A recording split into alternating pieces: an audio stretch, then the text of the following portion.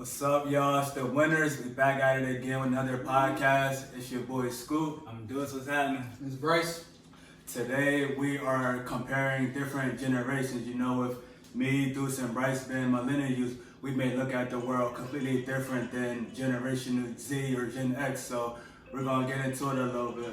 So today I'm excited. It's going to be a great episode. We have my co-pastor Bernadette with us today. She's a woman who wears many hats. You know, she's a businesswoman, she's an entrepreneur, she's a wife, she's a mother, and she does so much in the community. She's all around. She's a great person. So again, I'm so excited for this. And let's get started. So in your opinion, how would you describe a millennial, and then how would you describe someone of the Gen X? Wow. Well, I just want to say hello. I want to say a special thank you to you guys for having me on. It's kind of like a big deal, okay? And I appreciate you guys so much and just very proud of you. This is an awesome platform to be a part of. And so when you ask the question about millennials, I have 5 millennials, as you guys know. 22, 23, 24, 26, and 27. And so just, I'm not just talking off my shoulder, but I'm also, I have 5 millennials of my own. I get the opportunity to be exposed to you guys. And for me, it's just really awesome to see so many things that are different, but yet still the same. And so what's somewhat different for me is that I just watch you guys, as well as my 5 children. They get an idea and they go with it. They're really able to move and shake and make things happen, particularly now with social media. And so there are several things that we did not have that you guys have, that where we had to get on the telephone. If we wanted to contact somebody while we were out, we would have to go to a telephone booth for 25 cents, and we had to wait to make something happen. You guys can make something happen right now, and in the next moment, it's all around the world. So it can become global in a moment, where that was not the case at all. And so that's been a huge evolution. When I say also with the millennials, I love that you guys are just really connected. You can share information amongst one another. There's a level of transparency that you guys tend to have with each other, especially the guys, which was normally uncommon. You guys have that with one another. You're breaking down a lot of barriers and a lot of walls. You guys are really active when it comes to issues in the street. And so for me, it's just awesome to see that happen. Thank you. So you kind of touched on it, but like in the overall sense, how would you say millennials are different than every other generation out there? Like, what sets us apart? I think what sets you guys apart from me when I'm watching is that you guys get an idea and you make it happen.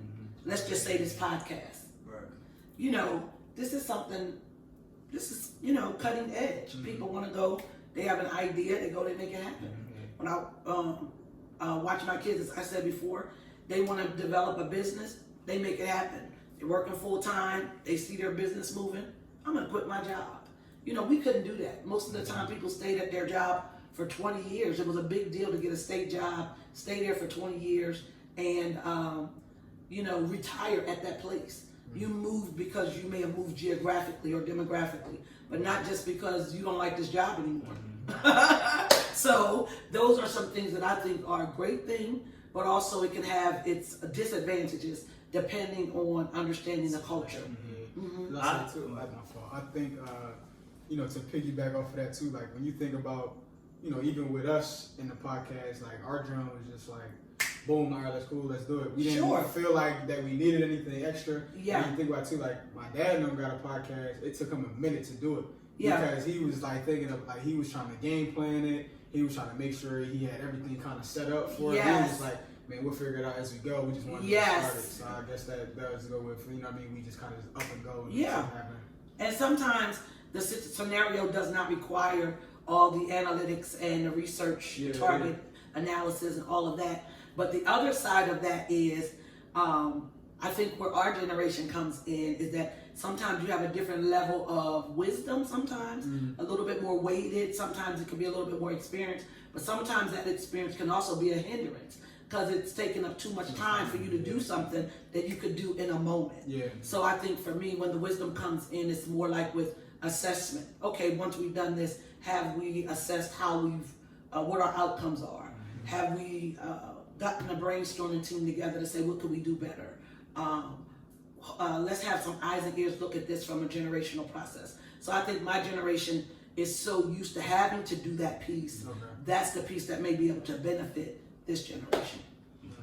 And one thing you was talking about, you said earlier about like work, like, you know, older generations would be at their job for 20 years and plus, Yeah. you know, like now we're not doing that. We're kind of, I don't want to say entitled, but I would say Sure. eager, you know, like after a year, maybe 2 years, we're trying to get a promotion compared Exactly. to an older generation, you know, Stuck they the wait same till place. 5 years before they even ask for That's a very promotion or true. something like that. So that was good that you had said that. Why Yeah. do you think it was like that? Oh, I think definitely it's because of what's been cultivated in your mind that you're so grateful that you, one, got the job. Two, a lot of times that recommendation coming from that employer was a big deal. And I do feel like that is still a big deal today. Yeah. And then depending on the type of skill set that you have. If you have a skill set that's transferable, that pretty much goes wherever you go, you can move in those spaces. But if your skill set is, now that we live in a STEM culture or more media culture, then you have to be cognizant of where's my skill set going to fit. If I up and quit in a year, will I have a new opportunity? Right. So depending on the type of skill set, you can move in and out. And then what type of job are you willing to take? If you don't mind taking service-oriented jobs, because understanding a lot of times those service-oriented jobs accumulate and give you great references, allow you to navigate into other spaces. Now you're building, a lot of times this culture is talking about building a brand. Right. But it's okay to still be able to build your brand on the outside while you're still allowing yourself to build your character while you're in these other spaces, because that goes a long way. Sometimes later on in life, you don't see that until later on. So we're talking about jobs, right, or getting jobs. So my question is, how important were degrees back then when it came to getting a job? Because I feel like now it's like, if you have a degree, you still may not get a job, or they still may look down on you based off of the university you went to. Sure. Or whatever. So I feel like that's why we have so many entrepreneurs now, because like I feel like a degree doesn't hold as much weight as it used to. So how important was having a degree back then? Having a degree was huge. It was almost like your ticket out of poverty. You know, I was the first generation student child in my family of 7. So eventually my other brothers and sisters maybe have some form of college, went to college for a year, maybe went to vocational training. But I have a bachelor's degree. I'm grateful. I have a master's degree, and I didn't get my master's degree till after I raised my children. But having a bachelor's degree growing up in a poverty-stricken environment, all of those things was a huge deal. Like my mom cultivated that in our home. Outside of our home, there were people selling drugs. Outside of our home, there were things going on. So she really put in that sacrifice to make sure that schedule was in there, that regimen, because her determination was, you guys are not going to live here when you guys finish school. You guys are not going to stay in this environment. You're going to at least have this exposure to education, discipline, getting up early, going to bed early, getting up late, all of those things, going to the bus stop, hanging clothes out. It was a constant routine regimen required so that our minds could be renewed to do something different than what we would have really been exposed to. See, I feel like if you're not trying to be a doctor or a lawyer or something like that, a degree is really not needed in today's world. Yeah. Because like I know a lot of people who don't go to school but make it run, and people that did go to school, you know. And I just feel like the way that us as millennials are so unique that like we're changing the way companies are going to have to do business, because we could go on YouTube and make 50,000 or more in a year just on YouTube, or like using our social media platforms. So I think like degrees aren't necessarily really that important. Even now too, you know, a lot of places, a lot of careers and jobs and stuff, they require just certifications. You know what I'm saying? Like, you know, in my field, you know, I went to school for exercise science and strength and conditioning. You know, obviously you're always going to set yourself apart from people, you know, when you get your degrees and everything like that. But for the most part, they're literally all certifications. Like, the only like, people don't ask you would you major? People be like, did you get your CSCS? Yes. Did you get, you know what I mean? And that's literally all you need. And all you gotta do is Google your CSCS, apply for the class. It's like a 3-month like studying thing or whatever for the class, and then you go take the test, and either you get it or you don't. Like nobody really checks. I don't think nobody really checks to see if that was your degree in school, or if that, like either you got your CSCS, you got your personal training thing, or or you don't. So I think that I think it's both on both hands. The projection at this time when it comes to industry, I believe that especially for African American males, I think that they're dealing with very challenging moments at this time. I think that where I would say to them, one, my background is in higher education, where I worked at Delaware County Community College, Temple University, and the University of Pennsylvania. So community college, state college, and an Ivy League college. And then servicing the students here at UD as well as Del State. I would encourage my own 5 children to get a degree. I would also encourage them, given the culture that we live in, to make sure their degree is where they are. Me and Micaiah talked about this the other day, which was so powerful. If I had to encourage my children to go to school at this time, I would make sure that they were each in a field where they were certified or licensed. Like Christian's in a field where she is licensed to become a teacher, certified. So she could teach anywhere in the world, and if she didn't have her job at the school, she could still teach under her own contracts. Destiny, she got a degree in communications, but technology is her field, so she really can work anywhere because technology is the industry everywhere, but now she's made that her own business. I would say with Noah, she left school at the University of Delaware, but she's created her own opportunities because of her skill set with technology. So now it's giving her this opportunity in addition to her job.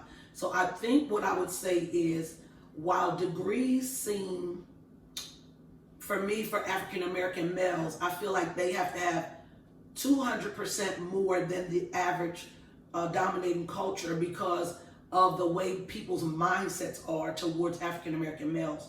They're afraid to be displaced. And because the culture has been cultivated under a mindset, I think that's one reason that African American males have more of a challenge getting a job.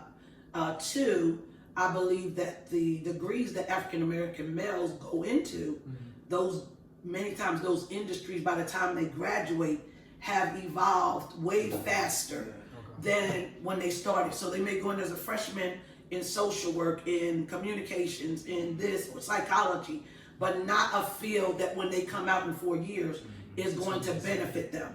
But because of the culture that we live in here in the Western culture, when an African American male shows up into an office for an interview, you said this, he needs something that's going to set him apart. And a lot of times he may have taken tests for certifiable tests, took classes, all of these things, but his experience has not produced for him what somebody else may give a phone call to because their uncle, cousin, brother, they know somebody in another corporation, they can just make a phone call and get them that opportunity, that open door. A lot of times the relationships that come from that within the African American culture is through a Greek system.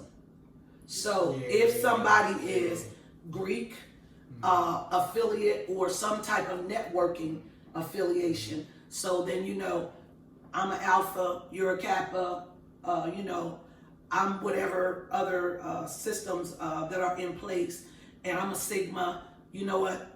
Or my uncle worked here, or my brother works here, or we're part of a network, let me give them a call. Because see, that's how it works. It's based on relationship, with your degree or without your degree.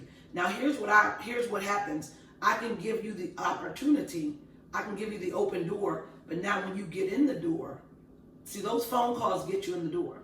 But once you get in the door, what are you able to produce? And so many times young men are looking for what old men have already acquired. So I'm graduating, I want an $80,000 job, but it doesn't work like that. particularly the world we live in, and especially not code, where I don't know you, I don't know anything about you, you're gonna have to be packing with that engineering degree, not just that technology degree, but I'm gonna have to be programming. So I gotta understand what's really behind the market right now. So if I'm packing, I got my resources together, I can call you, and you for a reference, and all of you are saying the same thing. My experience has got to be, so one of the things that stands out in this generation, because it really does matter what you have done in human resources. Right. So I can call a human resources director right now and say, you know, I got these guys, they're really doing great. They want to, I mean, that's kind of what happened with us. Right. They're doing great. They want them to come in. They get in there, they do a wonderful job, and they move into different spaces based on a phone call or a reference. However, what about, I want to make, this money is too low. I don't want to make $25 an hour. Well, right now, $25 an hour is a great, amount to make if I don't have a certain other stuff going on. But I may need to take that $25 an hour job until I build up who I am, my character, my references. Then I can still be working outside of that 8-hour job. I can still be working on my hustle. I still can be working on my podcast. I can still be working on my business, my entrepreneurship, courses I want to take, classes. So it is something to a degree in the world we live in, because when we go to present ourselves to do more, what we want to make sure is, let's say you guys are in, you guys all the time are training people, showing them what to do on your level. But now you're going into these professional environments. One, you represent your own brand because they look at you and see that you're benefiting from that process. Then they also understand not only are they out here, but they have a knowledge of what it is when they go to talk about. If I'm talking about training somebody at the combine and you talking about training somebody, I know they're not going to pick me. Why? Because I know what it means to exercise. I know what it means to do a jumping jack, to do a squat. But you know what's happening inside in terms of the anatomy, physiologically. You understand the mental state. You understand the rigor that it takes. You understand what muscles, what type of drink should you be drinking, what can give you an accelerated return back to the field. I don't understand that stuff. I can read it, study it, give us scholastic or scholarly report about it, but I don't understand if I'm working with an athlete, what he needs to do. Now he's got a torn ligament or something wrong with a hamstring. I don't. No, that's your fault. Now that's my fault. Exactly. But then you may be able to say, well, you know what? When I was in college, when I played football, I understand this because when I took this class, that puts you in another grade. I mean, that makes sense. I mean, that makes sense at the end of the day. Like, you just gotta know. You gotta look, like you're saying. You gotta look the part. Yeah. You gotta look the part. You have to speak it. Yes. And then you kind of gotta give the action behind it. Yeah. Yeah, and I mean that just like you said, that's what a lot of people do. Like, you know what I mean, in football itself, not even with the job side of it. You know what I mean? You got people that come in, they look at you. If you don't look like you're supposed to play, exactly, they're not going to pick you to play that position. You know what I mean? If you can't go right up on the chalkboard a play or whatever, they're going to think you're a smart quarterback or whatever. Exactly. If they don't think you go out there and throw the ball, they don't think you can do it. It's like a hairstylist. Why do you want to go to the hairstylist whose hair never looks good? I don't want to go to that salon because she's not a great representation of her brand. Yeah. But if you can also, particularly when they understand and you understand what you're talking about. See, I'm not going to invest my money into somebody who doesn't look like they're serious about what it is that they're taking. Remember, when people get jobs and contracts, it's not their money. It's my money that I'm giving to you. I'm giving my money to you. So you can't expect me to give my money to you if you haven't done the background work and if you don't have experience. So if you don't have experience, when people come to get a job or a contract or something like that, I've lived long enough to know what it looks like to have experience. And I've lived long enough to know who's shucking and jiving, who wants to just make some money, who wants to do a quick fix. It doesn't work like that in any arena unless you're just hustling somebody on the street. So going back to the differences between the generations and everything, what do you think our generation? What do you think social media, like the influence that social media has on our generation? I mean, compared to you guys' generation didn't have social media, right? You know what I mean. So what do you think the influence is with social media in our generation? Oh, the social media is 100%. You know, the reason why you may have 5,000, 10,000, 100,000 followers, because you're available. They have access. You know, the difference is access. Social media eliminates that barrier. And so the reason why my daughter quit her job and can work full time is because of social media. So the reason why marketing is a $1 billion industry is because of social media. So if a halftime show on the football team costs $1 million to $1 billion, that's 60 seconds. You get paid. I just want to get 60-second spot on a halftime show.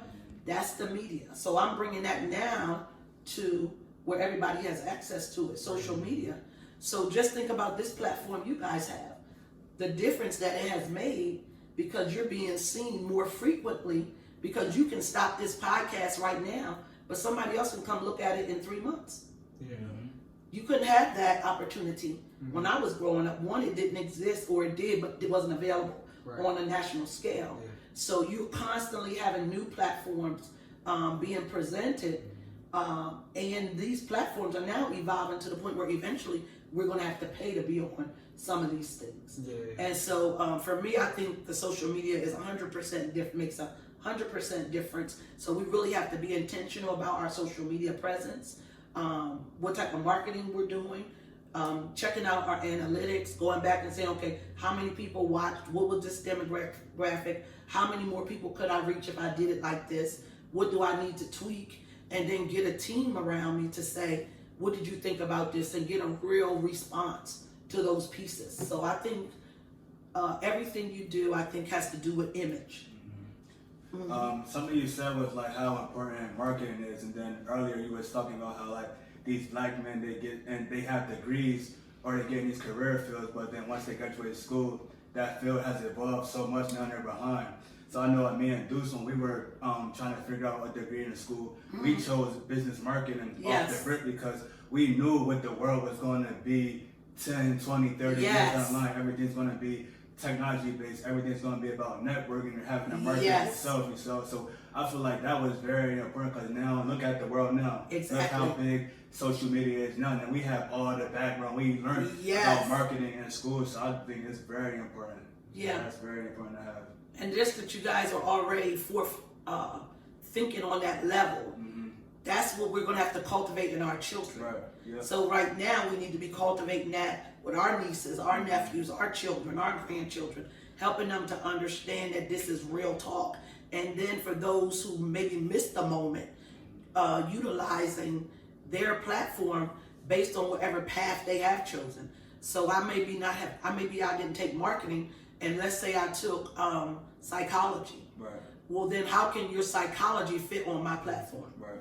So we have to cultivate those pieces so that there will be a market for those people who maybe have more soft skills or more people skills as opposed to technology skills, because everything is evolving into artificial intelligence. The only thing that's going to be preserved over the next 12 months is compassion skills. That has to do with mental health, trauma, because that's a huge part of the outcome of people losing their jobs, losing the industry, and COVID. So with that taking place, the mental health field is a field that if you not sure where to go, but you know you're going to school on purpose, people say, well, tell your kids to take what they enjoy. That's what that used to be good to say. Now you got to take, because you get all these student loans, if you're paying back all this money, you need to be able to get a job that's going to pay you some money. Right. So do some stuff you like on the side, then do your research, because be intentional about why you're in school. It's great to go to school, great to party, great to hang out, all of those things. But if that's your 75%, then your 25% is not going to produce a return on your investment. So to bring it back a little bit, you said that we have to start implementing that in our kids and then the generation after us. So how do you feel about the younger generation been on YouTube, like Generation Z, like my nephew or his little Yes. brother. Because when I look at it, every time I go to my parents' house or my sister's house and I see my nephew, he's watching YouTube and he's watching Yes. other kids do stuff, or he just on YouTube all day or playing a game all Yes. day. So how do you feel? Do you think that's a bad thing? Well, for me, I may sound a little different than people from my generation. I don't think it's a bad thing. Just because something was not taking place when I was born, don't make it bad now that I'm not, a part of it. I think that for me, you got to embrace the culture. You got to put it where it belongs. YouTube is not going away. Technology is not going away. So how, rather than keep saying, get off of this, get off of that, let's regulate our time. For me, the time is critical when it comes to parenting. My whole world is parenting. So my business turned into parenting because I was, so focused on parenting my children for the next generation. Right. So for me, YouTube is here. So if he loves YouTube, then sit down and talk about YouTube. Find things that's going to develop his critical thinking skills, and then give him something to write about, so he can cultivate writing. Because one of the things that our culture lacks the most is the ability to write and communicate publicly. So those are the two highest things that our culture is concerned about when our children are exposed to education on a national scale. So if that's the case, because our children have no problem with technology, they can pick up my phone right now and program some stuff. They can come into the house and make some stuff happen that we've had the technology for and we never knew how to use it. Right. They can come in at 5 and 6 years old and make it work. So technology won't be their challenge, but what will be their challenge is having the ability to sit still for a moment. So the enemy will use that to try to, get them to the 3rd grade, because 3rd grade is the year of testing. And if they don't have the ability to write or study or read, then at that 3rd grade level, it keeps putting them down. So if they maintain state testing, which they're trying to do away with here in the state of Delaware and across the nation, but if that continues to be an issue, that inability to sit still and read and write, no matter how technologically we get, that system in place will always be there to stop our, particularly young boys, because they're not cultivated to read and write. They're cultivated to be sitting in front of a screen so that can maintain their attention and give them entertainment. So what we have to do as parents is allow them to have that time. They need that, because now we see even everything's being converted to Zoom. Even when we go back to somewhat normal, it's still going to be all live streaming and technology. So we have to be able to bring that child from the screen and use the screen to talk about what it is they're interested in. One of the major things they used to hate was like Fortnite. But Fortnite was used as a math component. So if you just put in Fortnite math lessons, it's used in dominant cultures for other things. So see, when we first are introduced to stuff, we see it sometimes on its surface or basic level. But if we can take that same thing that's getting everybody's attention, those games or whatever, there's no sense in being mad at the games. They're going to be here. Right. So what games do I present? How do I reward the things I want my child to continue to implement? So develop a reward system with the children. You got to use every means available to you during this time, because you're competing with so many other things in the culture for their attention. So do you think that affects their social skills though? Because I know we didn't grow up on technology or social media. We were outside. We had to go outside and make friends and talk to people. So we're outside doing different stuff, playing different games and stuff. So with them being 2, 3, 4 years old and computer screens right in their face, technology in their face, does that affect their social skills at all? It definitely, at that young age, 2, 3, and 4, those are age groups when it comes to child development. You're dealing with the first level, which is trust. You're dealing with the second level, which is identity, and then you're dealing with control. So if your child in those stages are just being trained by the social media, you're definitely going to have a challenge. So what you want to do is create things that's going to give your child an opportunity to develop socially. One, model for your child what you want your child to see. if you want them to have manners, if you want them to be respectful, if you want them to go outside. And then one of the biggest things that is impactful in other cultures that we need to glean from sometime, a schedule for our children. Communicate a schedule. Listen, this is the clock. You have a wonderful 24 hours in the day. Here's what we're going to do at this time. Okay, so when it shows up, make a circle. Teach them at this young age. When this happens, here's what we're going to do.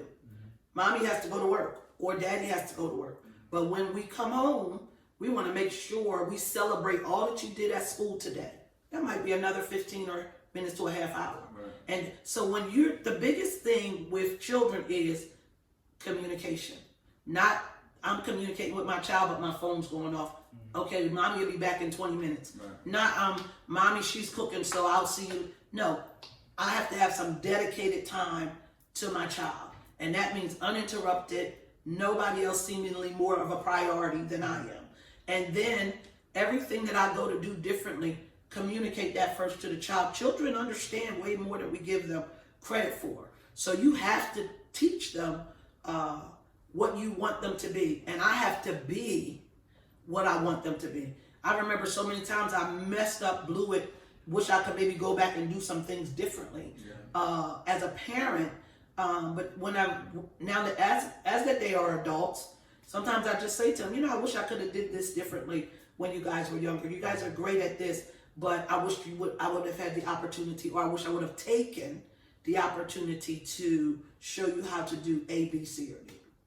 See, that's big. I feel like it really does start with the parent because, like you said, when you're playing video games or on your phone and stuff, as younger generations doing that, they lose sight of picking up a book, reading a book, getting research. So now they're missing out on those interpersonal skills, communication skills, writing skills. But as a parent, if you say you play a video game for a half hour, but once you're done, before you play a video game, you're gonna read this book. Yes. You read like 2 or 3 chapters. So I think, like you said, it definitely starts with how a parent is bringing up their kids to be successful. Because I was about to say, like, even what Scoot had said was saying, does them, being always on screen time, does that mess up, like, their social skills and stuff? Because I be thinking about, like, my little brother and sister, like all day, every day on the iPad, the same way. On the iPad, on the Switch. You know what I'm saying? And then I be thinking, I'm like, damn, like, they're on it all the time. Yeah. But like when they go outside, like they're easy to make friends. And, all that stuff. But then again too, I start thinking like kind of how my parents had it set up with them.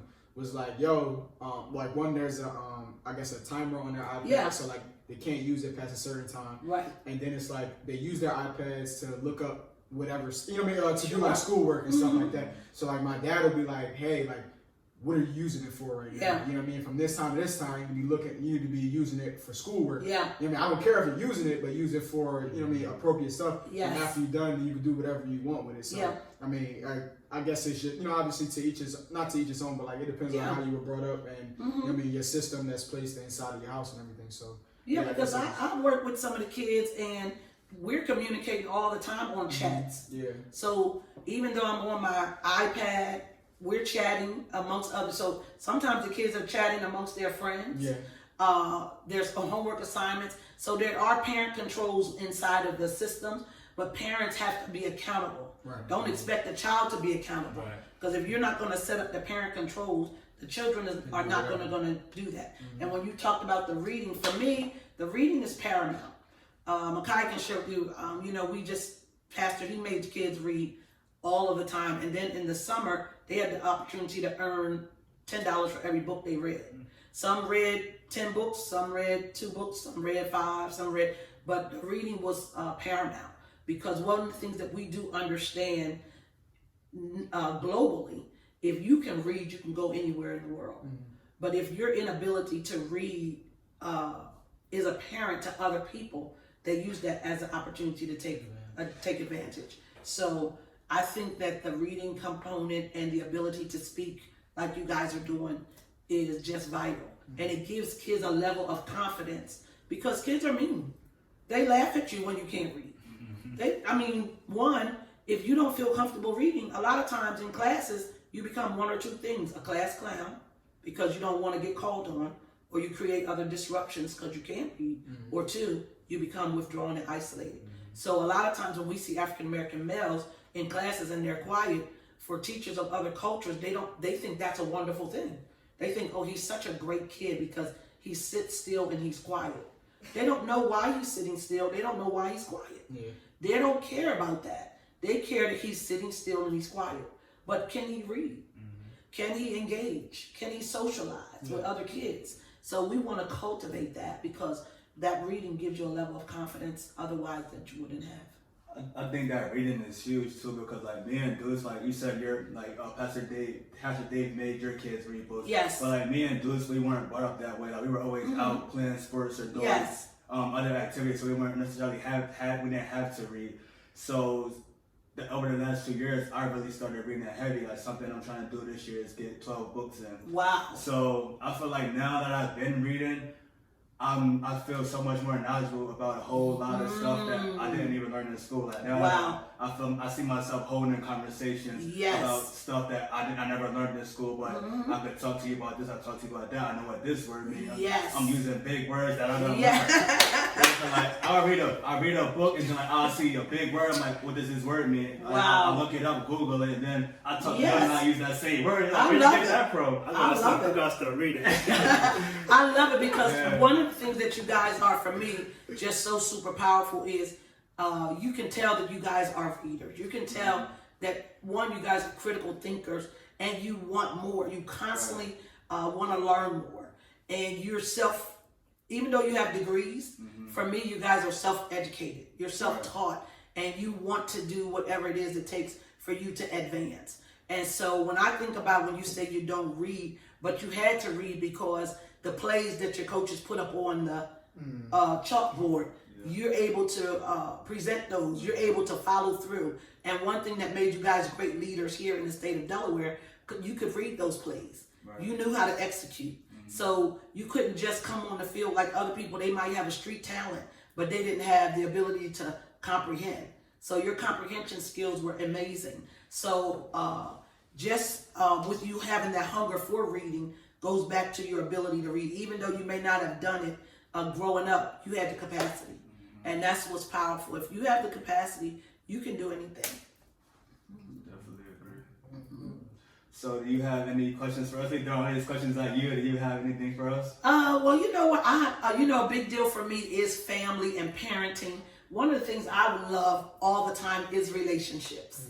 And so one of the questions I think you guys were talking about earlier is why do you think millennials get married later, or do they even want to get married? So let's talk about that for a little bit. I think in a sense it goes back to the generational thing. You know, when you were growing up, you didn't have a phone, so you wasn't on Instagram comparing Jay-Z Beyonce life to your life, or your best friend posted her boyfriend there on vacation, and your girl saying, "Why she don't get that?" Yes. So I'm not speaking from experience. That's normal. That's very normal. We was watching TV doing that. Yeah, like you constantly comparing your life to other artists instead of enjoying a moment. So I feel like, in a sense, that's what's holding people back from getting married and stuff. So that's my take. And when you say that's holding people back, do you feel like because the couple or the female or the male in the relationship, they want that type of lifestyle and don't realize that that's TV? I feel like it becomes forced rather than genuine love for one another. You're trying to post to impress rather than because you actually enjoying the moment you have with that person. Wow. I think I love it. I definitely agree with what you said, and I think it has to do with generation to generation. Yeah.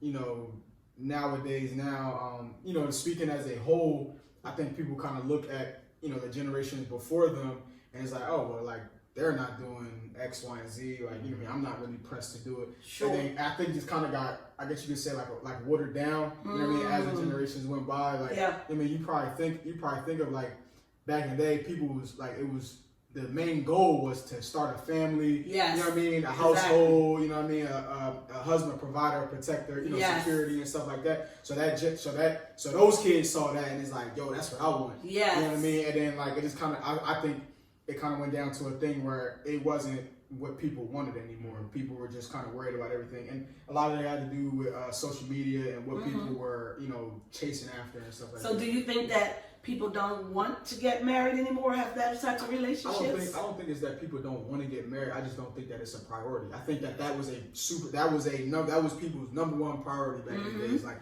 I need to get married, I need to have kids, I need to start a family. I don't think that's, people are like, hey, I'm cool with me being by myself or me doing what I'm doing and me living life. I don't need a family. I don't need to take. I think that's what. Do you think more males are that way as opposed to young girls? Because this is just me talking as an older person. Yeah. I still see young ladies wanting that, still wanting to, like, come on, why are we not married yet? When are we gonna get married? Or has he said anything about marriage? But I feel like the male is kind of like what you're saying. I think today is more forced. I think it's more forced from on the female side to the male. So you feel like the females forcing the male? I think the females are forcing it on. One, because of social media. One, because of social media. Two, because of maybe because that's what they wanted in their mom and dad or something like that. Because like we saying, generation to generation, I feel like it got watered down. They may not have that in their house. They're like, I don't want that. I want this. So now they're like, you gotta give me this, and you know what I mean. I think. Do you ever think it could be because too she's thinking about having children? I mean, that's not a problem, but I just think that it's forced. I don't think that there's ever a. I mean, then again, like there are people who do it the right way, and they're both on the same page and all. Yeah. But I just think that it's forced, and it's like, well, this. What is do you mean when you say forced? Where I think females are like, this is what I want. This is what you're gonna give me. You know what I mean? Wow. And guys are probably, you know how guys are. Guys are like, oh, like, all right, I guess that's what it is. But like I said, a lot of social media influence. Like if you look on social media all the time, you'll see something like this. It's like, well, she got that. Why can't I get that? Wow. You know what I mean? Why can't we do this? Why can't you give me this? Yeah. And I think there are very independent women out there, but I also think there are women out there who trying to force stuff on men to give them everything. Like it's all about me. It's all about the women. You know what I mean? I got you. I think that's what it is. Do you think that? Do you ever try to figure out what's behind her mindset? Because she may see, let's say look up there like you were saying, see Jay-Z and Beyonce or Kardashians or whomever she's looking at, Sierra Russell. Okay, so she sees that. Do you ever wonder, like, what's really behind her thought process? Maybe she wants to be with you. Maybe she's dreaming about a life with you, but that's the image that's been presented before her. Maybe she hasn't had a proper image presented before her in her home, but she's still dreaming. Yeah. Because a lot of times young girls are dreaming from the time that they're kids. They're constantly presented with dolls, house, creating things. Parents buy their girls dolls all the time. Homes, Barbie and Kens, all these things. Guys, they giving them trucks, baseball, basketball, football. So they're not thinking like that. But the young girl from the time she's a kid, a baby, or coming up, she's being cultivated with taking care of little baby, taking care. So she wants something that's going to mean something to her. She wants something to feel valuable. I feel like it starts with communication. When you first meet a girl and you guys are going on dates and stuff, I feel like it's important to get that out. What do you want out of a relationship? Because most people date to have fun rather than dating to marry. So I feel like that's true. I feel like early on, if you guys communicate, like you were saying about how like girls force it. If you communicate and she tell you, like, in the future, I want kids, I want marriage. Yeah. Now when you take her out on dates and stuff, you know what to expect. So now time's not being wasted because she told you what she wanted eventually, and you're gonna be thinking about it. You're gonna be preparing yourself to get to that spot with her. So I think that's awesome because you have to do that. And so the communication is key. And then not to ignore what somebody says. Mm-hmm. If they say we just date and have fun, let's just chill, or let's just take it one day at a time. That's a big old red flag. Right. Yeah. But if you're able to say, one day I would like to have kids. Or where do you see yourself in the next 5 years? Where do you see yourself in the next 10 years? Mm-hmm. And so from that conversation, because to really, I remember speaking at Hampton and asking an African American psychology class, and I said to them, because the survey was, do millennials still want to be married? And they said, on the survey, they said no. And I said, how many of you, in 32 students, how many of you want to be married? Everybody raised their hand except for one person. And every time I go into an environment, I still ask that question. And everybody still raised their hand. So I know they want to be loved. They want to be married. But sometimes they have only been given the negative picture of what marriage produces.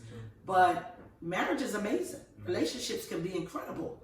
But if your mindset has been cultivated to think that, you know, I'm going to be with the ball and chain, they're going to have me all henpecked, can't go nowhere with my brothers, can't do nothing with my girlfriends, then if that's the only picture you have, it's going to cost all my money. I done saved up all this money now.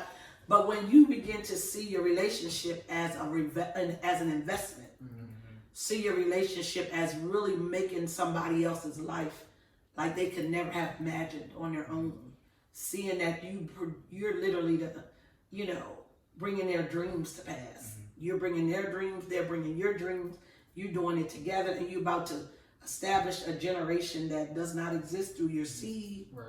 When you begin to think about how you get that opportunity and that privilege to reproduce that, that's powerful. And I feel like it starts with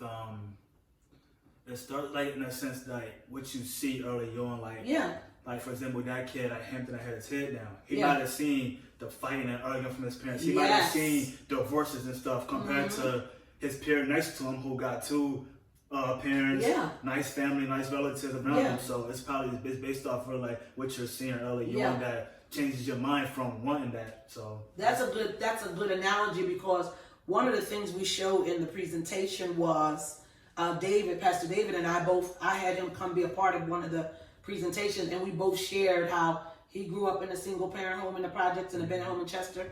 I shared how I grew up in a single parent home with a mom on 8th grade education. But we asked them first, what type of family do they think we were brought up in?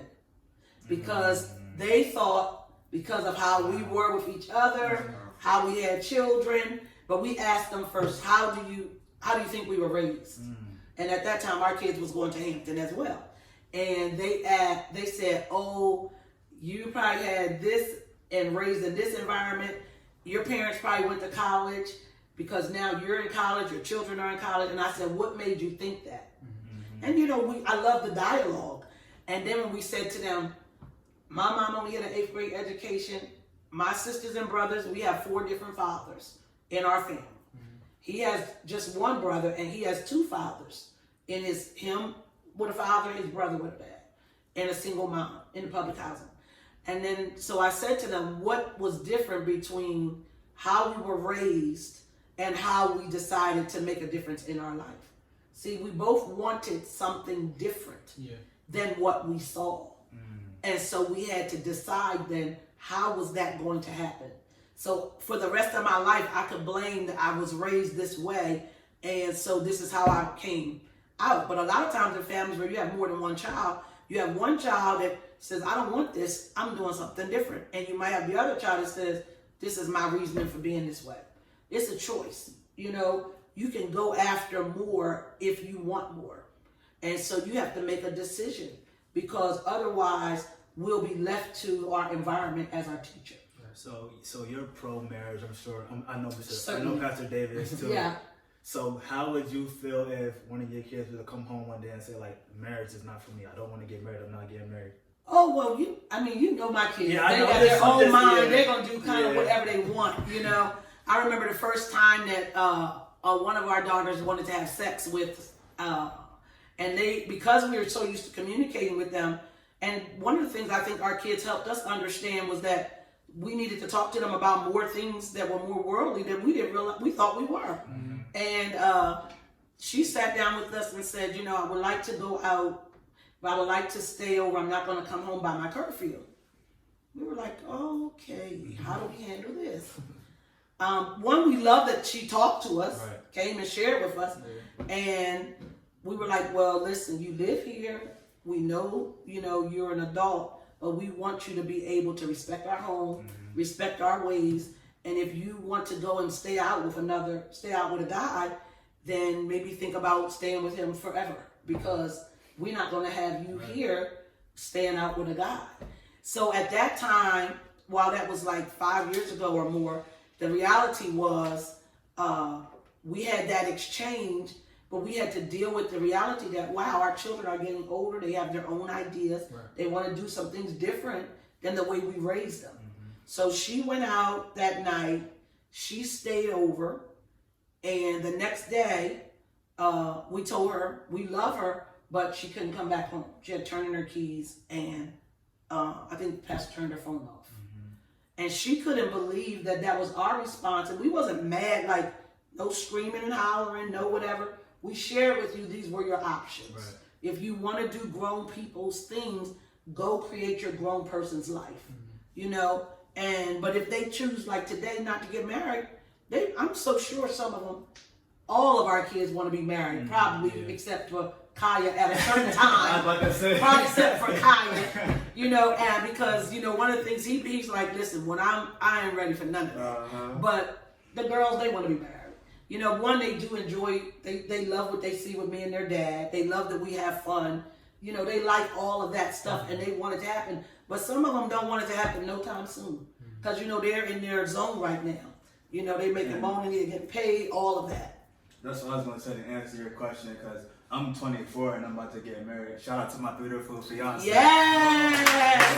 Go Lex! But I'm 24 and about to get married. Awesome. That's considered young for our generation. That's true. And I feel like they see it that way. It's not that we don't want to get married, but it's like a lot of millennials are so career driven. We're trying to find ourselves. They're trying to get in their career field or start this business, so they're not really having the time to look for someone or settle down for someone. They want to build their life first or get set financially first, and then worry about falling in love and having kids. This and I think too, to piggyback off of that, like I could use examples from my house and stuff. I think we kind of look at it.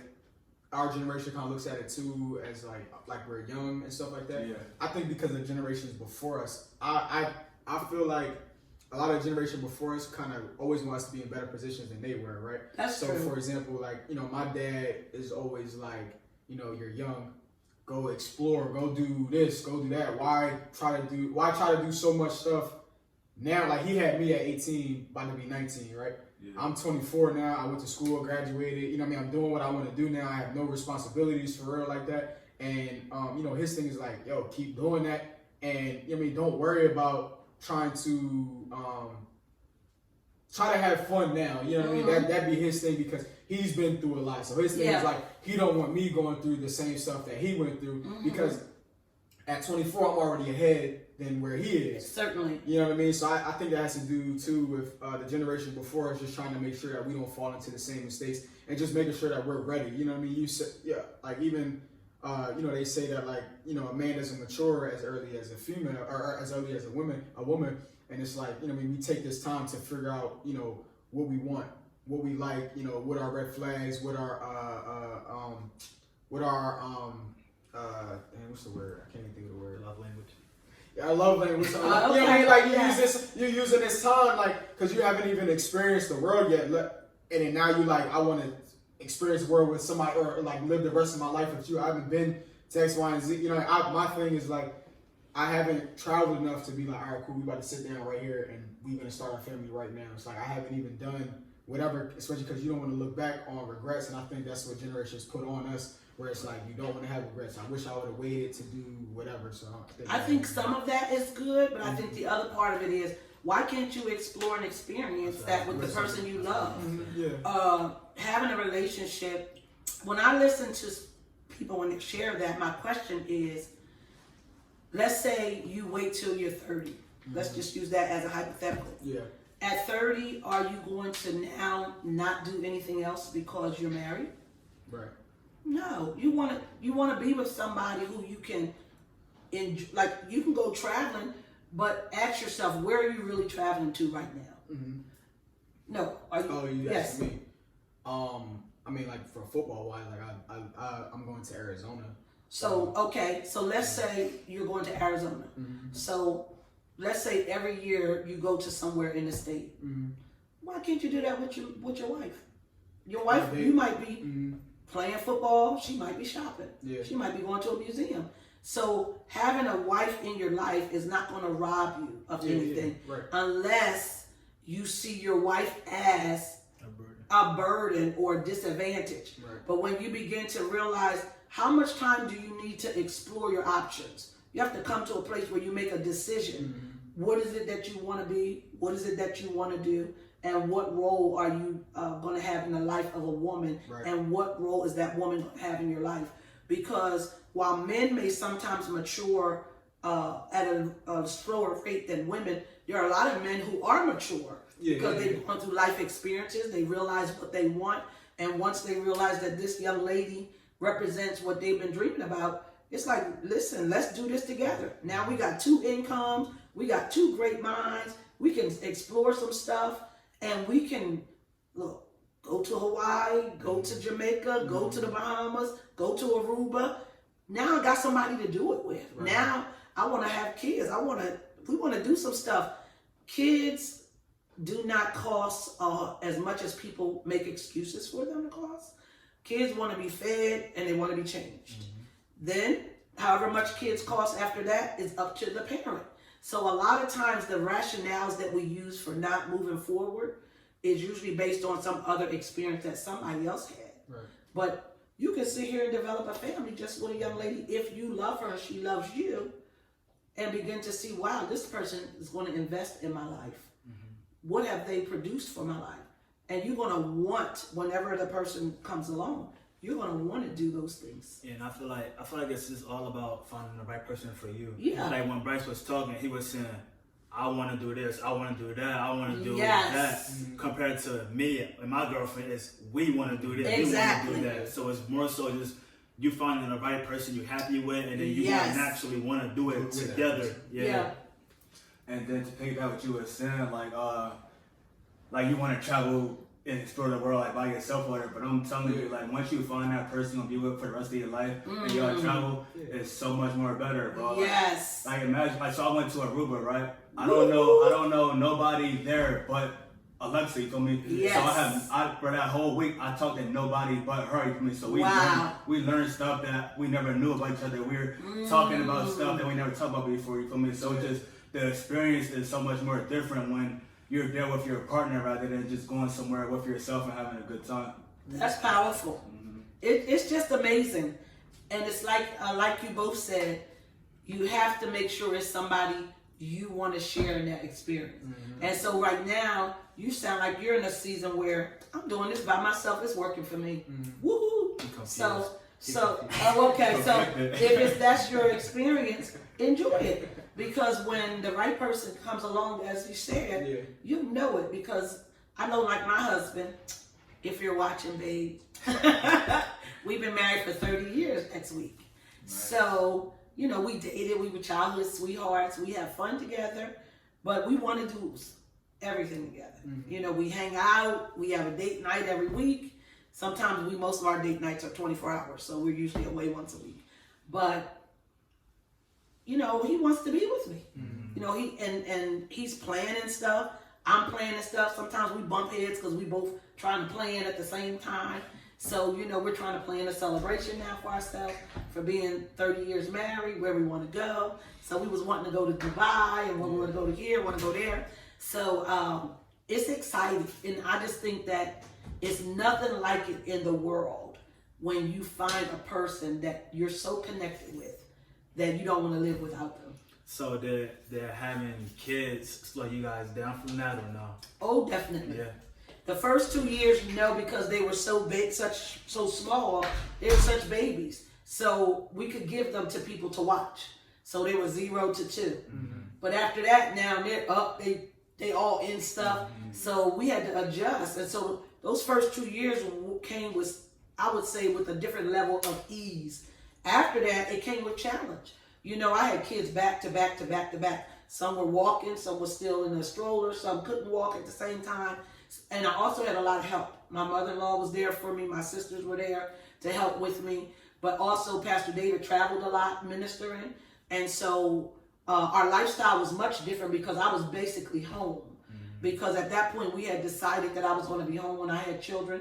I had graduated from college, worked in universities, but we had decided that once I started having kids, I was going to work from home.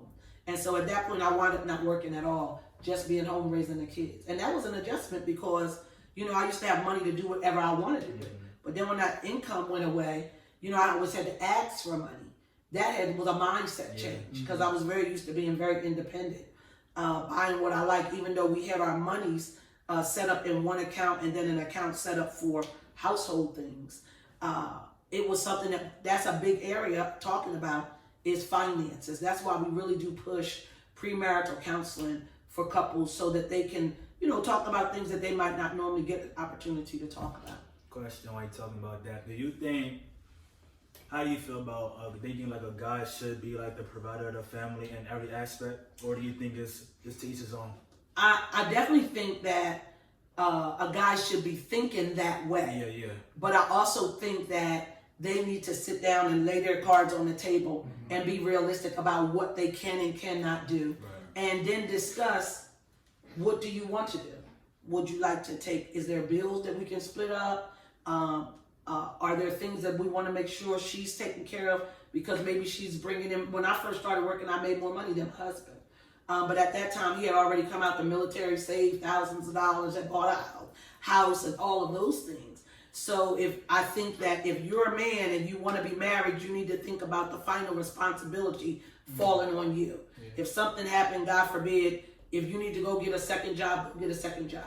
If your wife is also working and she can help do some things, let her do that. But share that with her ahead of time so she's not shocked about how things are going to come down the pike. So I hear guys sometimes talking about, shoo, she want me to do this, shoo, she want me to do that.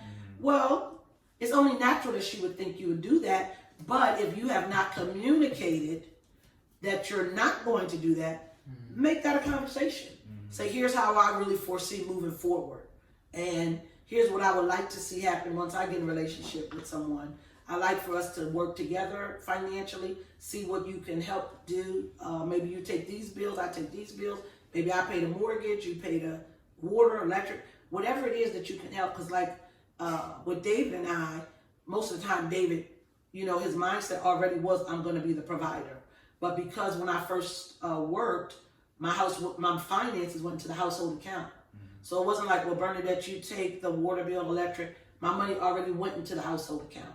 So half of that money was for the house. So however he used it to cover bills, that was fine. The other half, I used to do whatever I wanted to do with it. But I still contributed to financially to whatever needed to be covered. It wasn't a like set in stone thing. It was just like, all right, we're gonna put all this over here. Yes. However we divvy that up, this is what it's going towards. Right. We knew it was going towards the mortgage. Both of us had car payments. Both of us, you know, I had student loans, all kinds of things. And so all of that was always covered. Right. And we always lived below our income. Like today, we had this house built 20 years ago.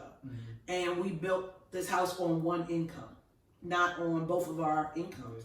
And so that was wonderful because God forbid a crisis or something comes up, we can handle it because we didn't try to live beyond our means. That makes sense. I think that limits a lot of arguments or like frustration. Back and forth. You know, instead of like divvying it up and saying, all right, you pay for this, you pay for that. Yeah. All right, let's just put all the money in the pot. Yeah. You know what I mean? And use this pot for house things. We'll figure it all out. You know what I mean? So, and then you can also, outside of those accounts, have other accounts that's, let's say if it's your wife or your wife has her own account, he has his own account, but there's a house account that we know we want to put in however much money, and we know what that is. So we can go. Our biggest challenge financially was really we wanted our kids to go to private school. And it was beyond our budget, but we really wanted them to have that growing up from being young. And then I think when we moved to Delaware, eventually they went back to public school. And so I don't know if I would have done that differently or not now that they had that experience, because I didn't feel like some of those private schools were able to understand the culture. So I feel like some of that took that away. Man, it's a great show, man. We might not Wow, do a part 2 with you, yes. Pastor Bird. This was great. I so enjoyed myself. Definitely. Would you like to give any advice closing out to millennials or different generations out there? Well, basically, I learned a lot from you guys today, so thank you for having me on. The only thing I would say to do is I love what you guys said, and I just really want to reiterate this. Communication is the key. Don't stop dreaming. The sky is the limit. But also understand when it comes to social media, you don't know what's behind that camera. All you know is what people are putting out there for likes, for whatever. People have businesses, they're doing stuff, they don't even have licenses themselves. So before you get caught up in what somebody else is doing and putting that same pressure on yourself or the people in your world, stop and ask, do I really know this person? Do I really know what's going on in their world? And if I don't put that pressure on myself to feel like I have to compete at their level. You don't know what they're really doing behind the camera, and you don't know how they got there. Live the best life that you're able to, and love yourself and enjoy it. That's what I say. There you have it. It's the winners. It's the winner.